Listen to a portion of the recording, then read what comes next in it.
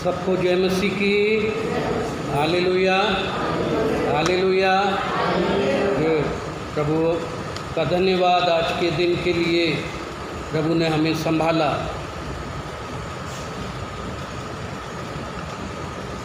प्रभु हमारे ऊपर अनुग्रहकारी है, दयावंत है, और प्रभु की दया सदा उसके लोगों के ऊपर है। एक अच्छी गवाही जो अभी हमने सुनी, सच में प्रभु प्रार्थनाओं को सुनता है। आमीन हालेलुया। और अद्भुत कार्य भी करता है। इसलिए हम प्रभु पर विश्वास रखें, प्रार्थना करें और प्रभु में हमेशा स्थिर बने रहें। आमीन हालेलुया। आज एक विषय के ऊपर मैं आपको शिक्षा देना चाहता हूँ। वो विषय है उपवास। और वाई शुड वी फास्ट, हम उपवास क्यों करें, एक सवाल है। हालेलुया। उपवास है ना, हम उपवास क्यों करें मसीही जीवन में, कलीसिया में। ये बहुत आवश्यक बात है। आप में से कौन कौन उपवास रखता है? बस एक जन है ना, मैं भी नहीं रखता है। ठीक, लेकिन हमारे मसीह जीवन में उपवास हमें रखना चाहिए। बाइबल हमें शिक्षा देती है और प्रभु यीशु मसीह ने भी हमारे सामने एक आदर्श रखा है। कई कलीसियाओं में, हमारे मसीही कलीसिया में, चर्चेज़ में एक नियम बन गया है ना। कई कलीसिया में बहुत पक्का नियम है कि आपको सप्ताह में उपवास रखना है। और कई बार तो ऐसा है कि कई कलीसियाएं भारत में, विश्व में ऐसी हैं जो उपवास रखकर कई कई दिन प्रार्थनाएं भी करती हैं। उपवास की सभाएं होती हैं। हालेलुया। और हमें भी उपवास रखना चाहिए। उसी के ऊपर मैं आपको उपवास से होने वाले लाभ, आत्मिक लाभ, शारीरिक लाभ, मानसिक लाभ और आशीषों के बारे में हम आज देखेंगे। तो 7 एक उदाहरण मैं देने जा रहा हूँ उपवास के बारे में। आप नोट कर लें और अवश्य आप आशीषित होंगे और उपवास करना प्रारंभ करें अपने जीवन में। ये कोई नियम नहीं है, फतवा जारी नहीं कर रहा हूँ कोई कि ज़बरदस्ती आपको उपवास करना है। ये आपके ऊपर निर्भर है, ये आपकी आत्मिक आवश्यकता है। ये आपको सोचना है कि हमें उपवास रखना है। आमीन। सबसे पहले उपवास का अर्थ हम समझें।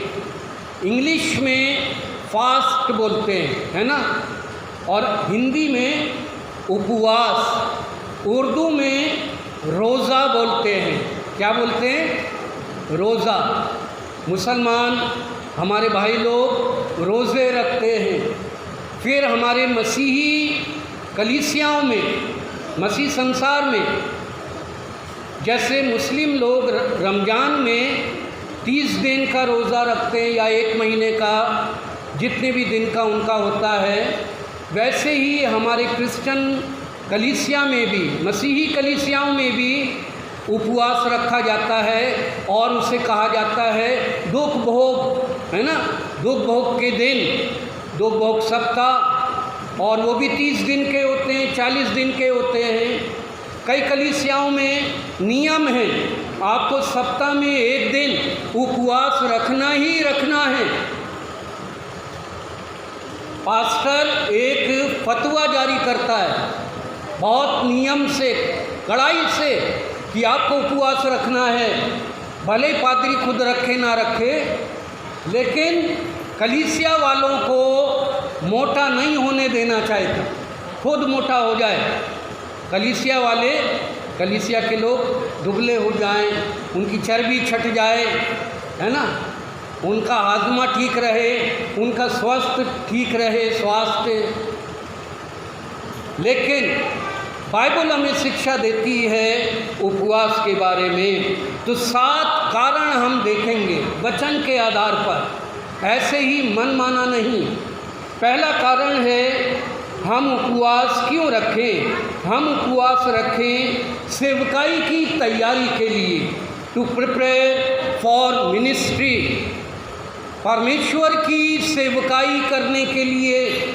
अब वो सेवा कलीसिया में जो भी सेवा हमारे हिस्से की है, जो भी सेवा है, चाहे वो पास्टर की सेवा है, चाहे आप एक अगुवे हैं, चाहे आप एक अशर हैं, चाहे एक साधारण कलीसिया के विश्वासी हैं, आपको प्रभु की सेवकाई अगर कलीसिया में सौंपी जाती है, प्रार्थना की सेवा, आराधना की सेवा, कलीसिया चलाने की सेवा, कलीसिया की और अन्य देखभाल करने की सेवा, चाहे वो छोटा काम है चाहे वो बड़ा काम है, अगर वो कलीसिया से जुड़ा हुआ है, परमेश्वर की सेवकाई से जुड़ा हुआ है, तो आपको उपवास रखकर उसके लिए तैयार होना चाहिए। मत्ती रची सुसमाचार 4 अध्याय 1 वचन से 17 वचन यदि आप पढ़ेंगे तो वहाँ पर उदाहरण हैं। पढ़िए मत्ती रची सुसमाचार।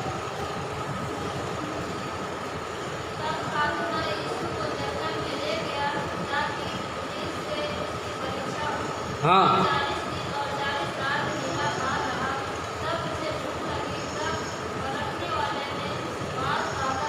हाँ, धन्यवाद, थैंक यू।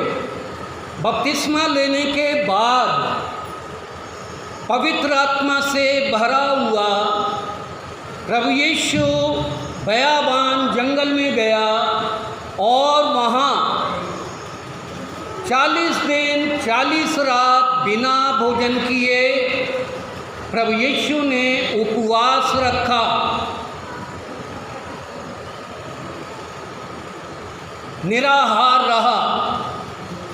राजनीतिक भाषा में अगर कहें तो उसको क्या कहा जाता है? अनशन, है ना? अनशन पे बैठे हैं। ये अनशन नहीं है, ये हड़ताल नहीं है।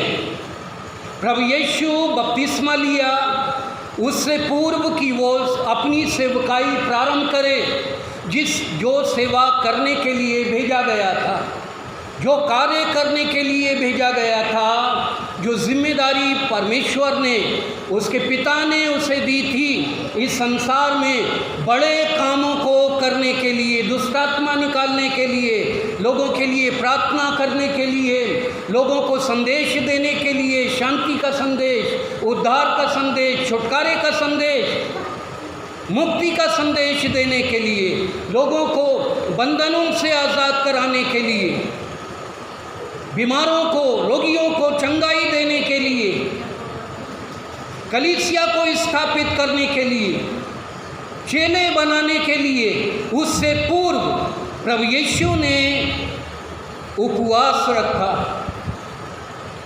प्रभु यीशु को उपवास रखने की क्या आवश्यकता थी?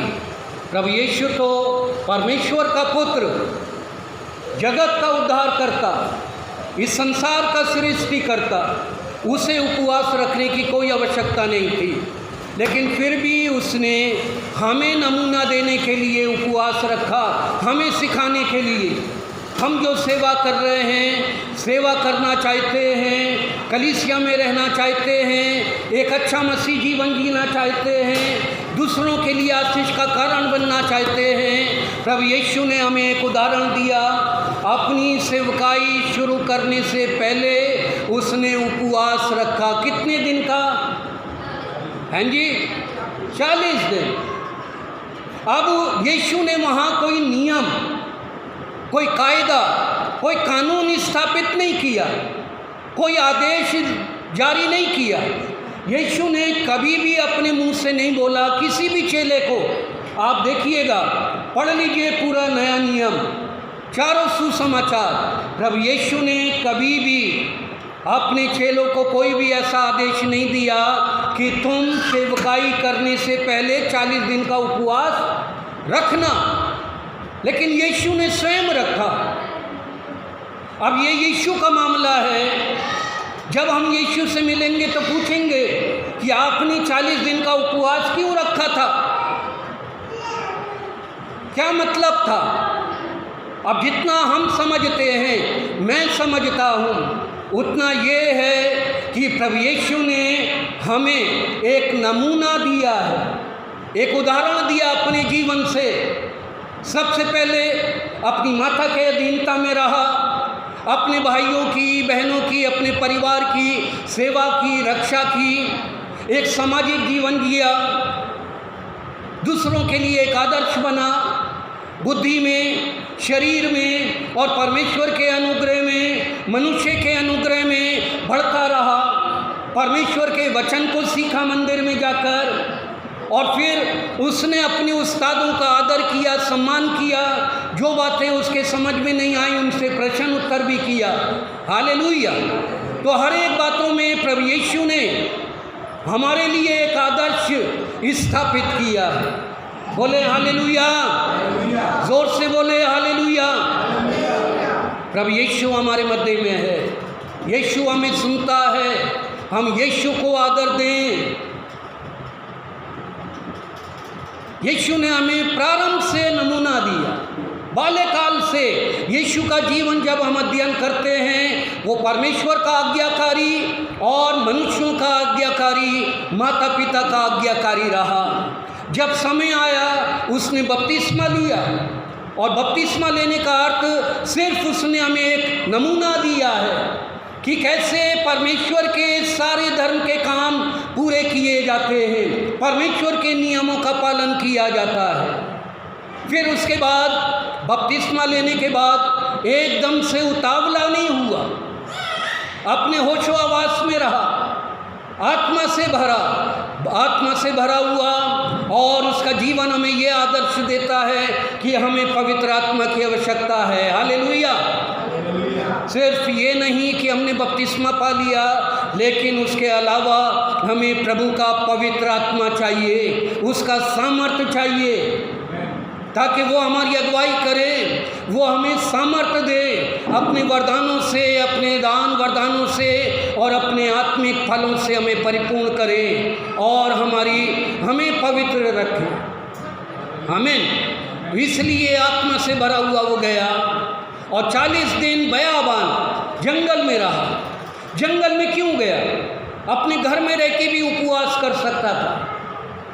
इसका अर्थ ये है, उपवास शब्द का ही अर्थ है उपवास।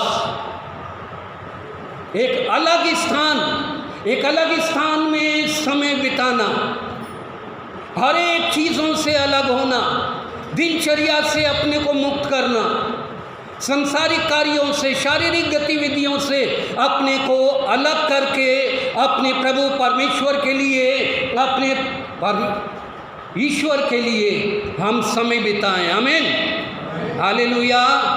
तो उपवास पहली बात, अगर आप सेवा करना चाहते, सेवा का अर्थ ये नहीं है खाली पुलपिट पे खड़े होना या प्रचार करना या पादरी कहलाना, बिशप कहलाना, ये अर्थ नहीं है। सेवकाई कई प्रकार की है और हम सब सेवा में हैं। हर एक जन, बच्चे से लेकर बड़े तक, हर एक जन की जिम्मेदारी है कलीसिया में कुछ ना कुछ करने की। अब सवाल ये है, आपकी जिम्मेदारी कलीसिया में क्या है? आप अपनी जिम्मेदारी को प्रभु की कलीसिया में किस प्रकार निभा रहे हैं?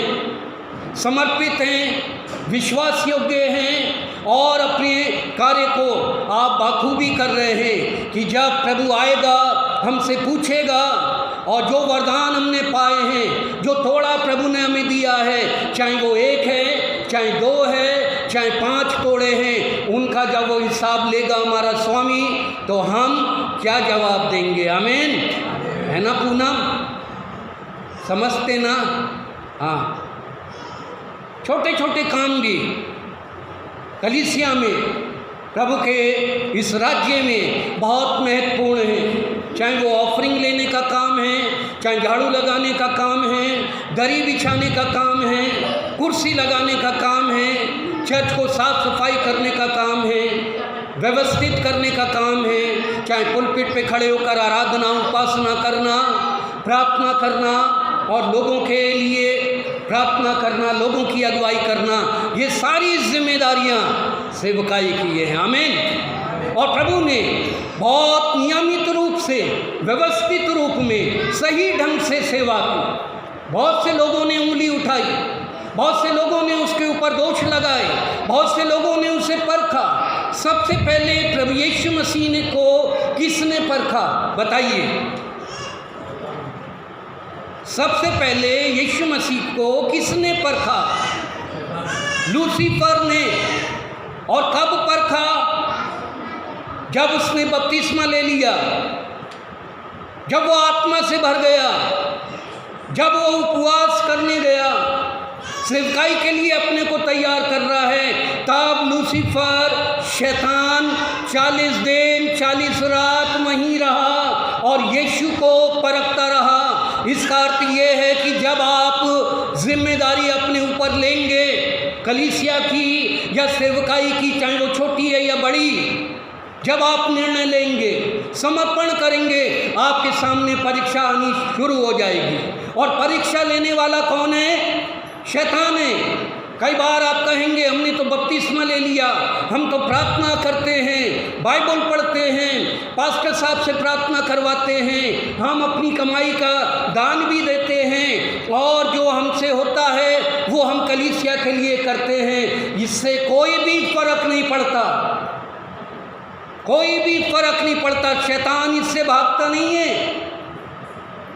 उसका कार्य है विश्वासियों को परखना। फाड़ खाने वाले सी की नाई वो इस ताक में रहता है, किस धर्मी जन को पकड़े और परखे, उसको परीक्षा में डाले, उसको भयभीत करे, उसे डराए, उसे दुर्बल करे। और वो इसलिए परखता है, इसलिए परीक्षा लेता है ताकि हम अपने उद्देश्य से भटक जाएं। लेकिन प्रभु यीशु उपवास करते समय बिल्कुल भी भटका नहीं। आमीन। हम भयभीत हो जाते हैं, हम डर जाते हैं, घबरा जाते हैं, जरा सी बात होती है। हमें स्थिर रहना है, स्थापित रहना है। तो सेवकाई के लिए उपवास करना है। सेवकाई की तैयारी के लिए जब आप निकलें तो उपवास रखें। अब कितने दिन का रखें ये आपके ऊपर निर्भर करता है। 1 दिन का, आधे दिन का, 3 दिन का, 1 सप्ताह का, जैसा जिसकी मर्जी है। बाइबल में ऐसा कोई नियम नहीं है कि आप 30 दिन का उपवास रखें साल में, 2 सप्ताह बनाएं साल में, आप हर शुक्रवार को उपवास रखें। कई लोग शुक्रवार को उपवास रखना अच्छा समझते हैं, कई लोग शनिवार को रखते हैं, कई लोग मंगलवार को, पता नहीं, जो जैसी जिसकी सुविधा होती है। लेकिन उपवास रखकर आपको ठहरना चाहिए। उपवास का अर्थ है एक अलग स्थान, ऊंचा स्थान। आमीन। अधिक से अधिक समय उपवास के दिन प्रार्थना करें, वचन पढ़ें, प्रभु को समय दें। चाहे 1 घंटा, 2 घंटा, 3 घंटा आपने उपवास रखा है तो उसका एक उद्देश्य है और उस उद्देश्य को प्रभु के सामने रखें। वो आपकी इच्छा है, आपकी योजना है, आपका दर्शन है। और प्रभु यीशु दर्शन लेकर आया था इस संसार में, पापियों का उद्धार करने आया था। हालेलुया। उस यीशु ने खुद कहा, मैं जगत में इसलिए आया कि वे उद्धार पाएं, छुटकारा पाएं, मुक्ति पाएं, शांति पाएं, चंगाई पाएं, आशीष पाएं। और मैं तुम्हें वो शांति देता हूँ जो संसार नहीं दे सकता। मैं खोए हुओं को ढूंढने और भटके हुओं को ढूंढने आया हूँ, उनका बोझ उठाने आया हूँ। उसने खुद कहा, मार्ग, सत्य और जीवन मैं हूँ, स्वर्ग का मार्ग मैं हूँ, जीवन का मार्ग मैं हूँ, उद्धार का मार्ग मैं हूँ। जो मुझ पर विश्वास करेगा पिता उसे ग्रहण करेगा। हालेलुया। दूसरी बात, हम क्यों उपवास रखें अपने मसीह जीवन में? Second point, to seek God's wisdom. परमेश्वर की बुद्धि खोजने के लिए, परमेश्वर की बुद्धि पाने के लिए। प्रेरितों के काम 14 अध्याय 23 वचन। ये मैं इसलिए आपको ऐसी शिक्षा के रूप में देता हूँ ताकि कभी आपको मौका मिले छोटे बड़े झुंड में बोलने का, प्रचार करने का, कहीं आराधना करने का आपको मौका मिले तो इन वचनों के द्वारा, इन पॉइंटों के द्वारा आप शिक्षा दे सकते हैं लोगों को जमा करके। हालेलुया। क्या लिखा है प्रेरित 14 का 23? जोर से पढ़ें। और उन्होंने हर एक कलीसिया में उनके लिए प्राचीन ठहराए, हाँ, और उपवास से प्रार्थना करके उन्हें प्रभु के हाथ सौंपा जिस पर उन्होंने विश्वास किया। हाँ, उन्होंने प्राचीन ठहराए और जिन्होंने विश्वास किया उन्हें प्रभु के हाथ में सौंपा, उनके लिए उपवास किया। परमेश्वर की बुद्धि, परमेश्वर का ज्ञान पाने के लिए उपवास रखा जाए। याकूब कहता है जिसे बुद्धि की घटी है वो परमेश्वर से प्रार्थना करे तो परमेश्वर बिना उलाहना बुद्धि देता है। आमीन। बुद्धि और दिमाग और ज्ञान तीनों अलग अलग चीज़ हैं। Wisdom, knowledge and brain. बुद्धि, ज्ञान और दिमाग, मस्तिष्क, तीनों अलग अलग चीज़ है। बुद्धि कहाँ रहती है? हाँ जी, नीति वचन में लिखा है बुद्धि सड़कों पर, चौराहों पर चिल्लाती है और पुकारती है, बुलाती है। तो वो बुद्धि के, कौन सी बुद्धि के बारे में? वो उसका अर्थ ये है कि परमेश्वर का ज्ञान, परमेश्वर की जो समझ है, परमेश्वर के वचन लोगों को बुलाते हैं और सही मार्गदर्शन के लिए उन्हें चिताते हैं, चेतावनी देते हैं। जिन्हें बुद्धि की घटी है वो परमेश्वर से मांगे। अगर हमें लगता है, बच्चों को लगता है, पढ़ने वाले बच्चों को उन्हें बुद्धि चाहिए, बुद्धि मतलब विजडम,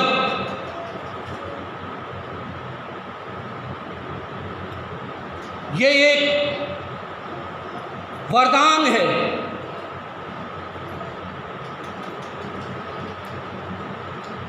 जब तक बुद्धि नहीं है तो हमारे पास नॉलेज भी नहीं होगी। कोई कहेगा कि सीखने से बुद्धि आती है, नहीं, बुद्धि के कारण हम सीखते हैं। बुद्धि हमें प्रेरित करती है कि हम सीखें और स्मरण रखें और सही और गलत का हम अंदाज़ा लगा सकें, फैसला कर सकें।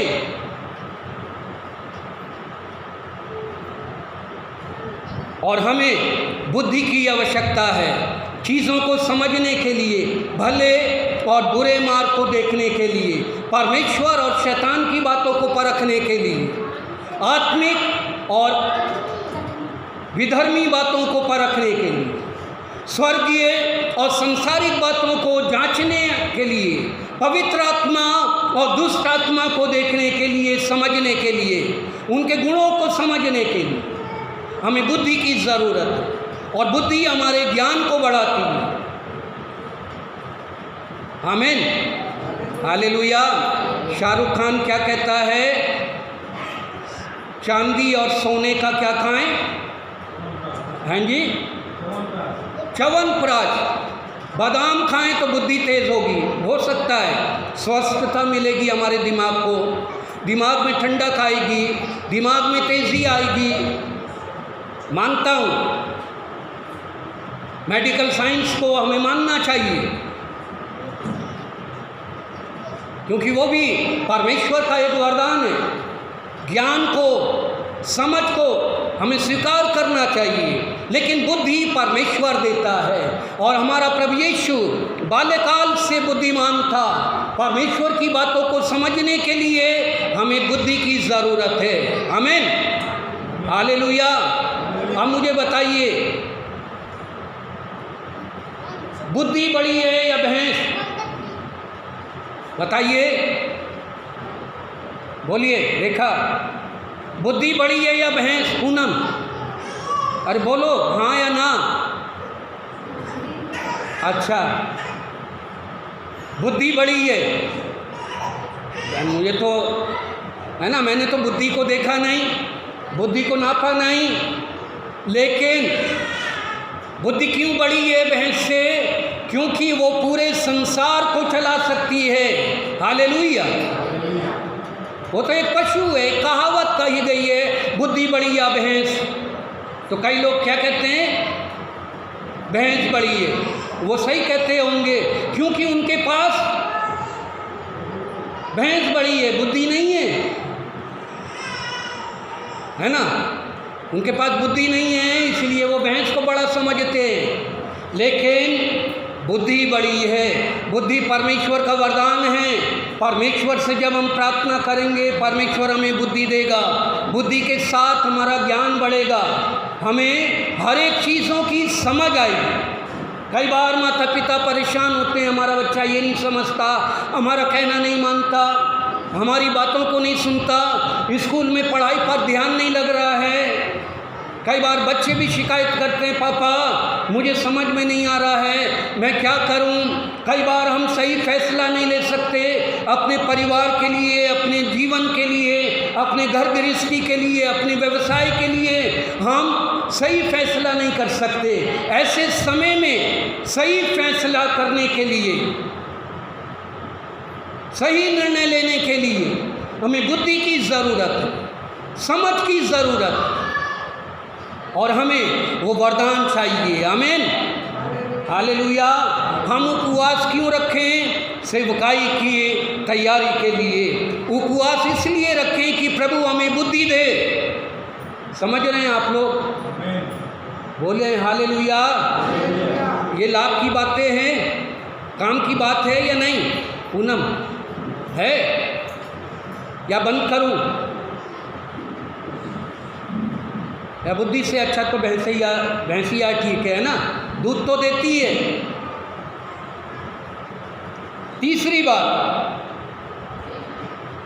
अपने दुख को प्रकट करने के लिए उपवास रखा जाए। टू शो ग्रीफ, अपने दुख को परमेश्वर के सामने प्रकट करने के लिए उपवास रखा जाए।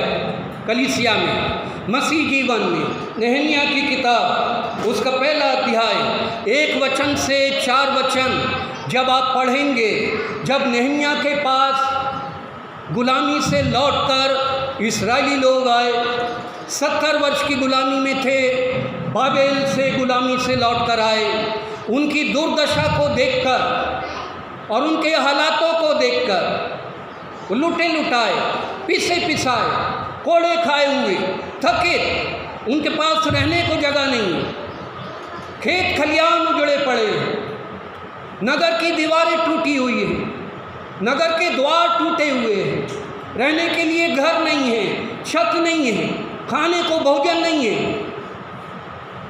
व्यवसाय नहीं है, खेती बाड़ी नहीं है, गुलामी से लौटे हैं, 70 वर्ष की गुलामी से। जब नहमिया को पता चला, नहमिया एक ऊंचे पद पर था, बहुत ऐश और आराम में था, लेकिन जब अपने भाइयों की दशा को देखा वो दुखित हो गया, परमेश्वर के सामने गया और रोने लगा और उपवास रखे कई दिन और परमेश्वर के सामने अपने लोगों के दुखों को व्यक्त किया। हालेलुया। और ये दुख परमेश्वर ने भी देखा और उसके राजा ने भी देखा, और परमेश्वर ने राजा के द्वारा अपने चुने हुए लोगों के छुटकारे के लिए, उन्हें फिर से बसाने के लिए, व्यवस्थित करने के लिए, स्थापित करने के लिए, यरूशलेम को फिर से बनाने के लिए नहमिया की प्रार्थना को सुना, उसके लिए तमाम उपायों को अर्जित किया, हर एक प्रकार की आवश्यकताओं को उपलब्ध कराया राजा के द्वारा। जब हमारे लोग दुखी होते हैं, कलीसिया में लोग विलाप कर रहे हैं, कलीसिया में लोग लुटे हुए हैं, आत्मिक रीति से परेशान हैं, दुष्ट आत्माओं से ग्रसित हैं, कंगाल हैं, व्यवसाय नहीं चल रहा है, घर गृहस्थी अव्यवस्थित है, हमारे देश की क्या हालत है, नॉर्थ ईस्ट की क्या हालत है। आज देखिए पूरा मिजोरम, नॉर्थ ईस्ट, दोनों दो कबीलों के बीच का युद्ध कितना आग पकड़े हुए है, कोई उनकी मदद करने वाला नहीं। फिर आप सावन के महीने में, बरसात के मौसम में पूरे पहाड़ी क्षेत्रों में देखिए भारत के कई राज्यों में बाढ़ आई हुई है, लोग ग्रसित हैं, कितने घर बह गए, कितनों की खेती उजड़ गई, कितने लोग मर गए, कितनों के पालतू पशु मर गए और पानी बढ़ता जा रहा है। प्रतिदिन हम खबरों को सुन रहे हैं। आज मैं सुबह एक वीडियो देख रहा था, ऐसे मोबाइल में आ जाता है, मुझे बहुत अच्छा लगा। हमारे सिख भाई लोग गुरुद्वारे से लंगर बनाकर पैकेटों में पैक करके कई गाड़ियों में भर के, ट्रकों में भर के, पॉलीथीन में, प्लास्टिक के थैलों में भर भर के खाना, सब्जी, रोटी और जो भी आवश्यक चीज़ें हैं, पानी भर भर के उन बाढ़ ग्रसित लोगों के लिए, आपदा पीड़ित लोगों के लिए पहुंचा रहे हैं। कितने लोग वहाँ बहते हुए लोगों को बचा रहे हैं, जानवरों को बचा रहे हैं। हम तो बहुत सुरक्षित हैं, आराम में हैं, विश्राम में हैं, यहाँ कोई बाढ़ नहीं है। थोड़ी सी गर्मी पड़ गई, थोड़ी सी उमस हो गई, हम बेहाल हो रहे हैं। दुनिया में आंख उठाकर देखें कितने लोग दुखी हैं, हर एक धर्म, हर एक जाति के लोग। और हमारे नेताओं को देखिए, हमारे प्रधानमंत्री विदेश घूम रहे हैं, है ना, कितने, उन्हें कोई फिक्र नहीं, क्योंकि करने वाले बहुत हैं, कई संस्थाएं कर रही हैं, कई धर्म के लोग कार्य कर रहे हैं, इसलिए प्रधानमंत्री को के ऊपर कोई बोझ नहीं है। बड़े बड़े ऊंचे पदों पर बैठे लोगों को देखिए, कोई भी सड़कों पर नहीं दिखेगा, विश्राम में। लेकिन जिन्हें बोझ है, जिन्हें दर्द है, अपने लोगों के लिए, अपने देश के लिए, अपने जाति भाइयों के लिए, अपने धर्म भाइयों के लिए, बिना किसी भेदभाव के वहाँ ये नहीं पूछा जा रहा तुम कौन से धर्म के हो, कौन सी जाति के हो, तुम नीची जाति के हो या ऊंची जाति के हो।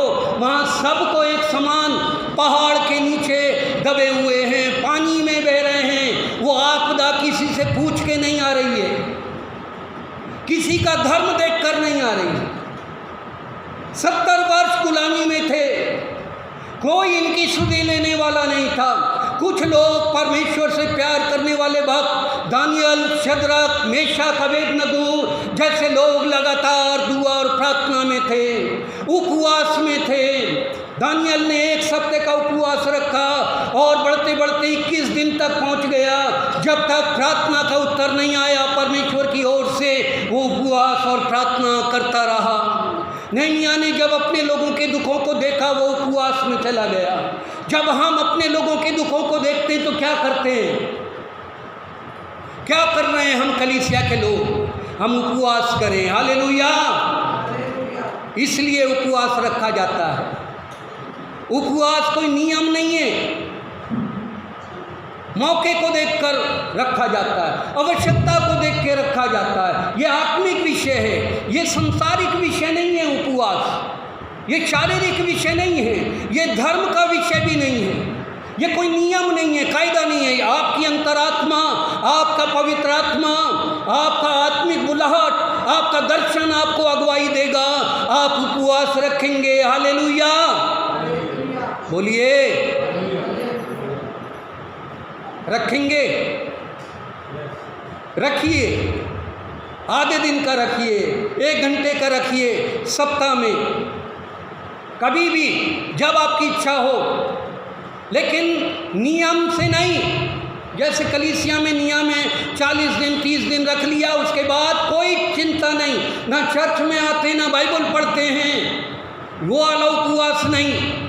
रीति रिवाज परंपरावादी उपवास नहीं रखना है, आपको आत्मिक उपवास रखना, यीशु के समान, नहमिया के समान, हालेलुया, कलीसिया के प्रेरितों के समान, पौलुस के समान, पतरस और उन प्रेरितों के समान हमें उपवास रखना चाहिए। रखना चाहिए या नहीं?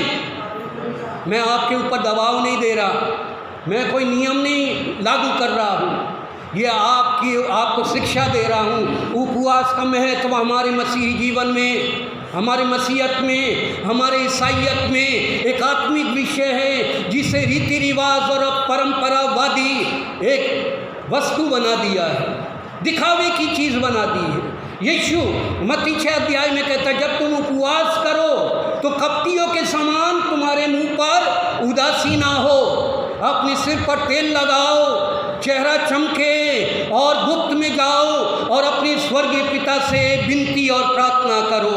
आमीन, बोलिए हालेलुया। चौथी बात, छुटकारा और सुरक्षा प्राप्त करने के लिए जल्दी से बढ़ेंगे।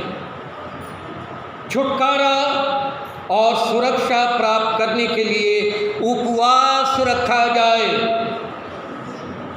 टू सीक डिलीवरेंस और प्रोटेक्शन। ये एज़रा 8 अध्याय 21 से 23 वचन जब आप पढ़ेंगे, तब उन्होंने प्रार्थना किया, परमेश्वर से शत्रुओं से छुटकारा पाना है, विजय प्राप्त करना है, रक्षा प्राप्त करनी है। शत्रुओं ने घेरा हुआ है परमेश्वर के लोगों को। आज कलीसिया को, मसीही जगत को, मसीही समाज को शत्रुओं ने घेरा हुआ है। कौन हमारा शत्रु है बताइए? आपका शत्रु कौन? कलीसिया का शत्रु कौन? हैं जी? शैतान, लूसीफर। वो प्रेरित करता है किसी को भी, पशु को भी, किसी सुअर को प्रेरित कर देगा, उसके अंदर दुष्ट आत्मा घुसा देगा, वो टक्कर मार देगा। सांड को, कुत्ते को, इंसान को, किसी भी इंसान को बावला बना देगा। वो आपके चर्च में आ जाएगा, घर में आ जाएगा, आराधना बंद करो। जैसा आज हो रहा है, नाम किसी भी पार्टी का होगा, है ना, बजरंग दल, शिवसेना, फलाना दल, किसी का भी नाम लेके आएंगे और आपकी आराधना, आपकी उपासना, आपकी शांति को आपके जीवन से छीनना चाहेंगे और छीन रहे हैं। लेकिन हम तो उनके लिए प्रार्थना करते